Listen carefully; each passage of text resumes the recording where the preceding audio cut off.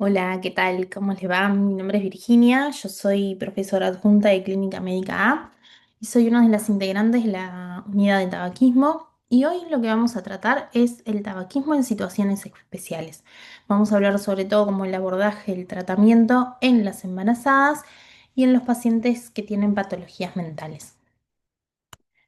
En la primera parte, hablando del tabaquismo y el embarazo, es importante saber que el 32,8% de las fumadoras dejan de fumar al inicio del embarazo. Lamentablemente, casi que un 21% continúa fumando hasta el final del embarazo y hasta un 13% lo hacen más tardíamente, es decir, que hasta en el último trimestre algunas embarazadas logran dejar de fumar. Pero ¿por qué hay tanta dificultad a veces en lograr dejar de fumar? Bueno, es importante poder hacer el abordaje de estas pacientes, que vamos a ver un poco más adelante, que es un poquito distinto al abordaje que hacemos habitualmente de otras situaciones, dado que nosotros en la situación del embarazo necesitamos que la cesación sea lo más precozmente posible. Datos nacionales sobre el tabaquismo en embarazadas. Hay muchos estudios que hablan que las pacientes con bajos recursos, tanto socioeconómicos, son las que más probabilidad tienen de no lograr la cesación durante el embarazo. Hay algunos estudios donde nuestro país ha participado y esa es una de las principales conclusiones a las que llegan. Nuestra unidad, el año pasado, en conjunto con los estudiantes de Metodología 2, hicimos un estudio en el cual medíamos la relación del autorreporte del estatus tabáquico en correlación con la medición del monóxido de carbono. Como algunos saben, el monóxido de carbono es uno de los gases que se produce mediante la combustión del tabaco y en nuestra unidad contamos con un aparato que es este que se ven acá en la diapositiva, un coxímetro, con el cual nosotros podemos medir el monóxido de salado. Este fue un estudio observacional, descriptivo y transversal en el cual las poblaciones eran embarazadas que se atendían en la policlínica de alto riesgo obstétrico del hospital en el periodo comprendido entre agosto y septiembre. Cabe destacar que estas pacientes son embarazadas que también presentan alguna patología médica previa o que se desarrolla durante el embarazo.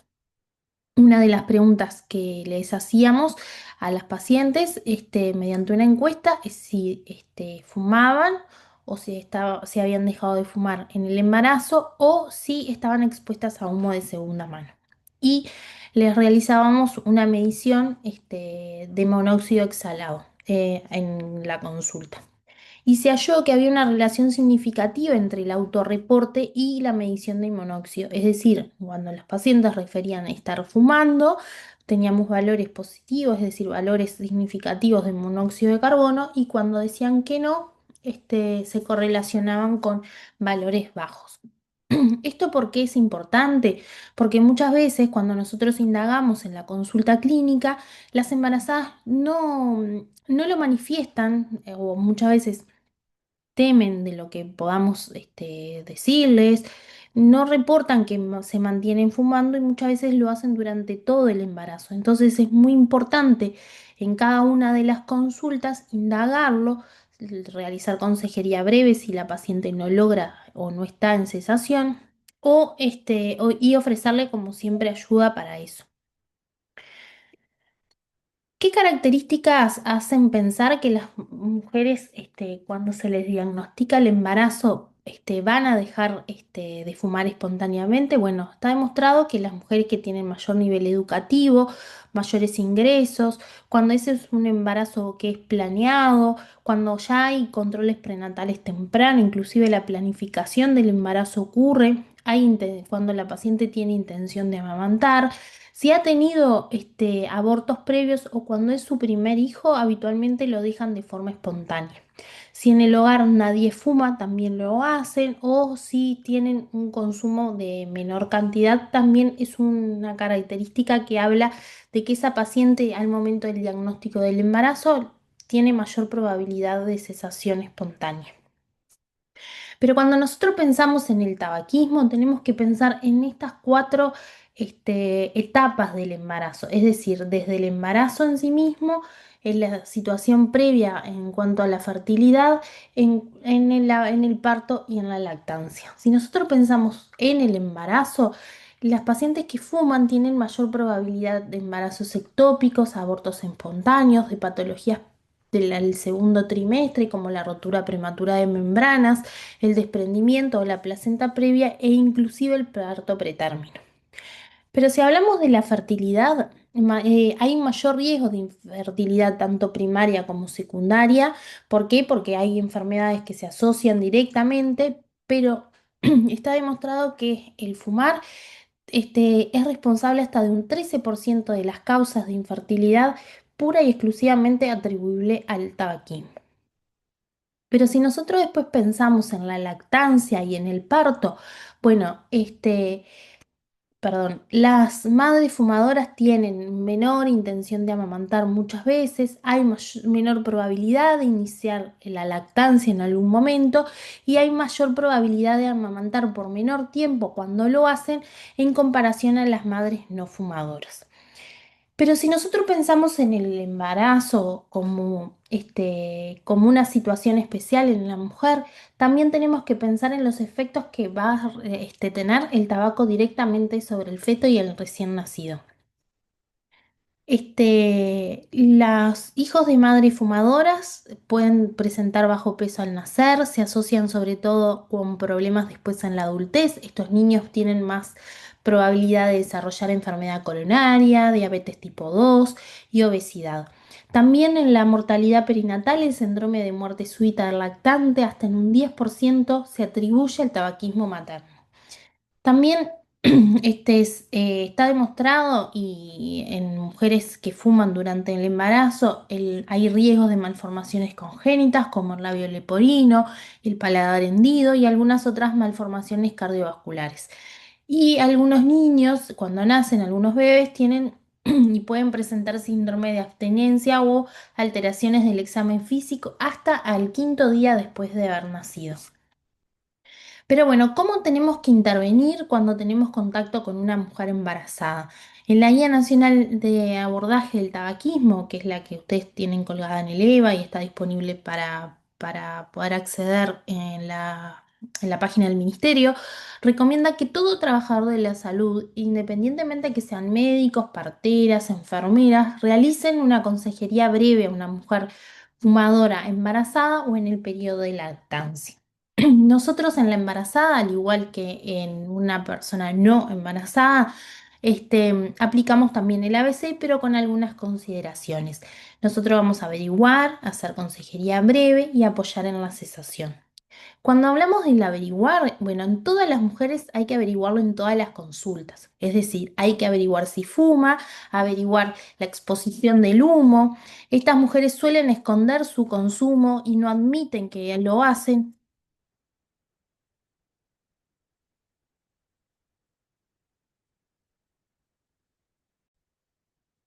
Nosotros debemos averiguar, utilizar encuestas con varias opciones de respuesta. Esto aumenta la tasa del reporte del estatus tabáquico y averiguar también si están expuestas a humo de segunda mano, tanto en el hogar como en el trabajo. Y es importante registrar en la historia clínica. Cuando nosotros hacemos el breve consejo, debemos hacer una consejería breve, tiene que ser simple, hay que personalizarla y centrar sobre todo en los beneficios que va a tener tanto la madre como el bebé en cualquiera de los momentos del embarazo y luego del nacimiento del bebé. No debemos culpabilizar la madre por no lograr cesar en el embarazo y siempre tenemos que evitar las ambigüedades, es decir, esperar que no fume ningún cigarrillo. ¿Por qué es importante esta aclaración?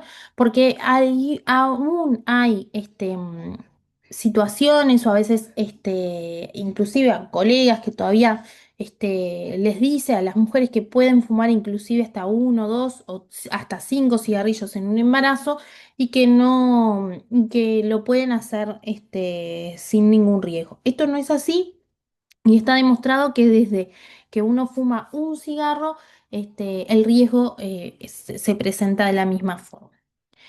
¿Qué consejos tenemos que dar? Bueno, tenemos que ser firmes en lo que nosotros aconsejamos, en que deje de fumar y que lo puede ser y que lo va a lograr hacer. Y la consejería que también le tenemos que dar a la mujer que logra cesar durante el embarazo es, bueno, reforzar lo importante que fue su proceso, estar sin fumar, lo importante para su salud, mostrarle la comprensión de la dificultad que quizás haya tenido y hay que seguir esforzando sobre todo para que se mantenga luego del nacimiento del bebé y durante la lactancia. Si nosotros apoyamos la cesación, bueno, si la mujer está fumando, bueno, nosotros tenemos que asistir, evaluar que valorar si ella está dispuesta a dejar de fumar. Aquí es donde es un poquito diferente el abordaje en relación a los pacientes, es decir, a los pacientes que vemos habitualmente en la policlínica, porque nosotros tenemos poco tiempo. Es decir, el embarazo, tenemos poco tiempo para lograr la cesación en el sentido de que necesitamos precozmente hacerlo para disminuir los riesgos, tanto para la mamá como para el bebé. Si la mujer está lista para dejar de fumar, bueno, tenemos que planear con ella cómo hacerlo. Y bueno, y si ella aún no está lista, tenemos que motivarla y esa paciente tenemos que hacerle un seguimiento un poco más cercano. Pero si nosotros tenemos una situación de una mujer embarazada que no está preparada para dejar de fumar, bueno, ¿en qué podemos ayudarla? Bueno, esto es re importante. Nosotros no podemos obligarla, ni juzgarla, ni punirla por eso, sino que tenemos que averiguar sus conocimientos, sus creencias y si podemos siempre motivarla para que evite excusas para no dejar y recordar todos los beneficios que va a tener con la cesación. Entonces, acá nosotros le dejamos algunas de las miles de cosas, de cosas que a veces escuchamos en la consulta. Por ejemplo, que es bastante frecuente que las mujeres nos hagan referencia a que en otros embarazos fumaron y no les pasó nada. Y bueno, acá es cuando uno tiene que recalcar que cada embarazo es diferente y que siempre es importante dejar, independientemente que haya tenido un antecedente, que haya tenido buen resultados obstétricos. Explicarle que puede sí alterarle el humor, pero tener en cuenta que siempre es importante calmar la ansiedad y buscar estrategias para ello.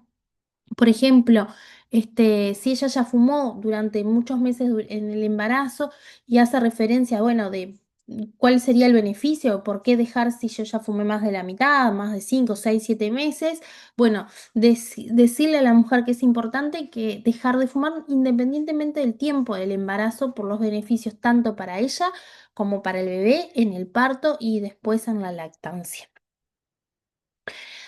Hay limitada evidencia sobre la efectividad y la seguridad del tratamiento, este reemplazo nicotínico en el embarazo. Nosotros, en realidad, el bupropión está contraindicado como tratamiento durante el embarazo, pero la terapia de reemplazo nicotínico a veces la podemos usar en algunas situaciones muy particulares, donde notamos que sabemos que y diagnosticamos que hay una dependencia muy fuerte. En esas pacientes podemos utilizar muchas veces en menor cantidad en relación a un paciente que no esté embarazada, y hacemos el acompañamiento y el asesoramiento más cercano y tratamos de pautar de forma más precoz la cesación.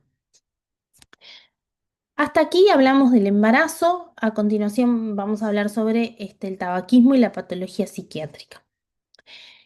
Estos pacientes habitualmente tienen mayor dependencia y hay mayor intensidad de consumo. Muchas veces la respuesta al tratamiento no es la más satisfactoria, es donde tenemos la menor incidencia de cesación en comparación con otras poblaciones.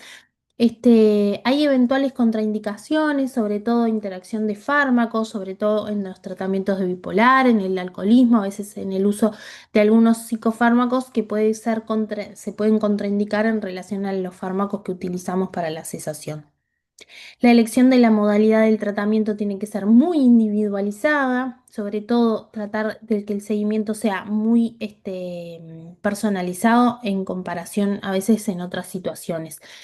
Hay mayor prevalencia de trastornos mentales en los fumadores, es un 52% frente a un 30% del grupo control, perdón. Muchas veces se asocian patologías psiquiátricas y las más frecuentes son la esquizofrenia, los trastornos de personalidad, la depresión mayor, son los trastornos mentales que mayor dependencia tienen. A mayor gravedad del trastorno, mayor es la intensidad del consumo y mayor es la tasa muchas veces de mortalidad por enfermedades tabacodependientes. Cuando nosotros hablamos del consumo y del abordaje, nosotros tenemos que hacer un abordaje en estos pacientes, sobre todo enfocándonos en los riesgos que tienen de desarrollar patologías, sobre todo relacionadas al tabaco. Los pacientes que tienen patologías psiquiátricas tienen mayor incidencia de cáncer broncopulmonar, de cáncer otorrinolaringológico, de enfermedades sobre todo como el EPOC y la fibrosis pulmonar. Y es aconsejable que el tratamiento se realice cuando la enfermedad mental está estabilizada, porque ahí es donde nosotros podemos eventualmente tener una mayor tasa de satisfacción. Una estrategia hay que considerar es la reducción del consumo. Muchas veces aquí nosotros podemos ser un poco más laxos, a veces podemos intentar no ponernos metas que sean difíciles que el paciente las logre cumplir, sobre todo intentar que el paciente no se descompense de su patología durante el proceso de la cesación. Si bien las tasas de abandono en pacientes con enfermedades mentales pueden ser inferiores a la población no psiquiátrica, esto no puede ser una limitante para no tratarlos. Sobre todo, teniendo en cuenta lo que hablamos anteriormente de que son pacientes que tienen mayor dependencia y mayor intensidad de consumo. Cuando hablamos de otras adicciones, el uso de alcohol es un predictor del inicio del tabaquismo, se asocia con mayor probabilidad de iniciar otros tóxicos, sobre todo la dependencia a otras drogas como la marihuana y la cocaína.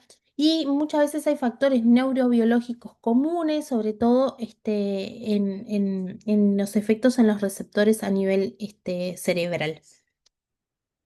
En estos pacientes tenemos que brindar consejería breve, al igual que en todos los pacientes que tenemos que acceden a nuestra consulta y que fuman. Incorporar al tratamiento del tabaquismo intervenciones efectivas, dar la posibilidad de recaída, explicarle a los pacientes que las van a tener y que esas recaídas no sean un motivo de frustración o que lleven a que descompensen su patología psiquiátrica. Lo que tenemos que hacer también es ofrecer intervenciones efectivas que sean, que sirvan para la cesación, tanto, sobre todo cuando la patología mental está estable.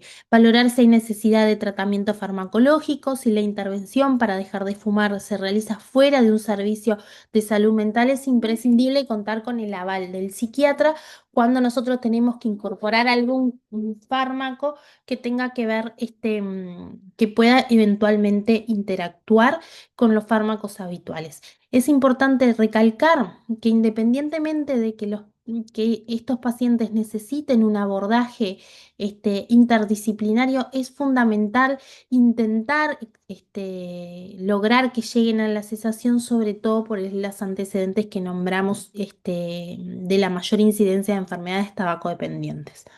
Bueno, hasta aquí. Es el teórico con estas situaciones especiales y bueno, cualquier duda nos puede dejar en el foro y estamos a las órdenes. Que pasen bien.